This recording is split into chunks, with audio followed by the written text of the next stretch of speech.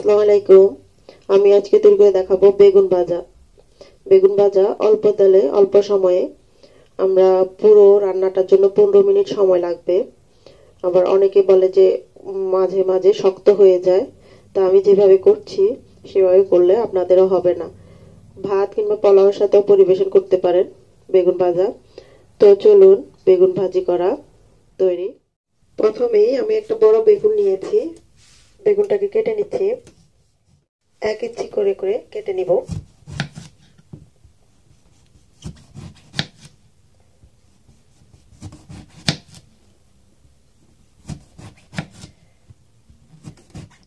বেগুনটা কাটা হয়ে গেলে পানিতে দিয়ে ভিজিয়ে নিব।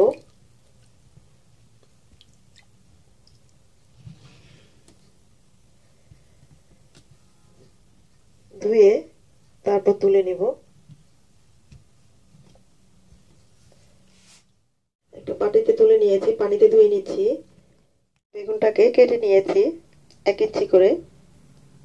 তারপর এখানে নিয়েছি হলুদ, মরিচ, ধনিয়া, জিরা মিশানো হাফ চামচ করে নিয়েছি, আর নিয়েছি লবণ। আমি যে বেগুনগুলো নিয়েছি এগুলো আপনারা চাইলে একটু ছুরি দিয়ে কেটে দিতে পারেন, কিংবা চামচ দিয়ে আমি একটু ছিদ্র করে দিচ্ছি যাতে করে মশলাগুলো ভিতরে ঢুকে।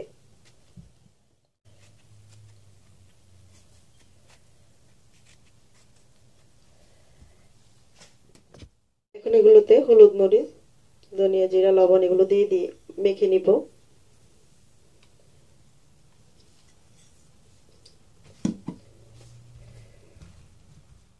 সবগুলোর গায়ে ভালো করে মশলাগুলোকে লাগিয়ে দিয়েছি। এখন এটাকে 5 মিনিটের জন্য রেখে এরপর ভেজে নিব। 5 মিনিট হয়ে গেছে, এখন ভেজে নিব। প্যানে 2 টেবিল চামচ দিয়ে দিব তেল।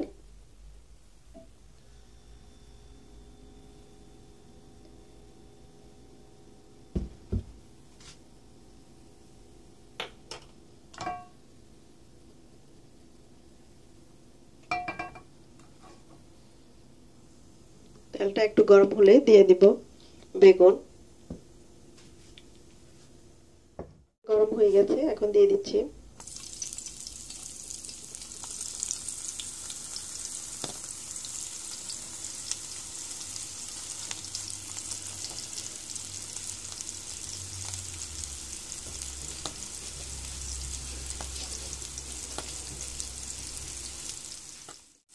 বেগুনগুলো দেওয়ার পরে আগুনের আঁচটাকে একটু কমিয়ে দিব, না হলে নিচে পড়ে যাবে, ভালো করে সিদ্ধ না হয়ে। তো আমি এটাকে ঢেকে দিচ্ছি 5 মিনিটের জন্য। এরপরে আবার উল্টে দিব এক পিঠ। 5 মিনিট হয়ে গেছে,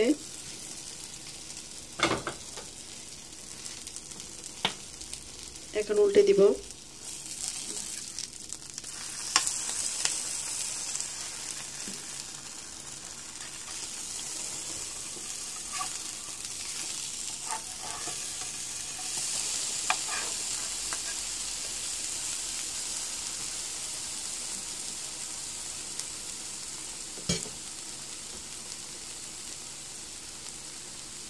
এখন আমি সামান্য তেল দিয়ে দিব।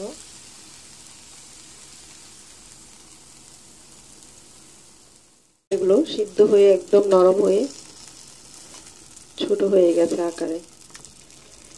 তো দোনো পাশ হয়ে গেছে, এখন আমি এগুলোকে নামিয়ে নিব।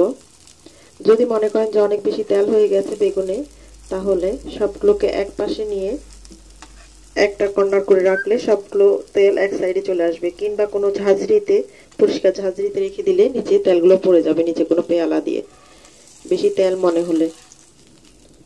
কারণ বেগুনে অনেক বেশি তেল চষে নেয় তেল দিলে। আমি এগুলোকে তুলে নিচ্ছি।